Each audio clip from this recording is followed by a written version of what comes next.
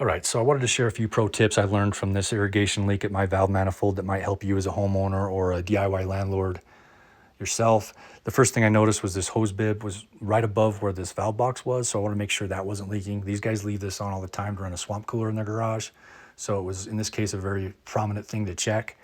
The other thing I checked and asked them about was stormwater. Maybe some water's come off the roof and filled this plantation box up with water.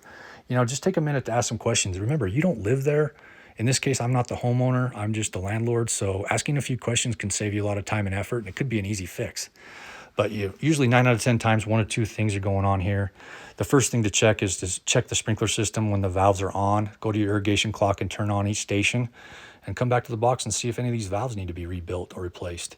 In this case, this wasn't my issue. As you can see, I continued to sweat and cry because I noticed that my problem was likely underneath this system where the pressurized or hot side of the line comes into this manifold. So I had to get the shovel out. Thankfully, Jesus was available. He's my new best friend, by the way. He came over to help me with this and find that buried valve box. So it was a blessing in disguise. I had a bigger issue here. We took the time to build this to code, put a vacuum breaker on, a new shutoff valve. I went ahead and replaced all the valves, although I didn't necessarily need to do that. But now I have a nice new irrigation system. I hope this helps someone. I hope you'll subscribe and come back for more.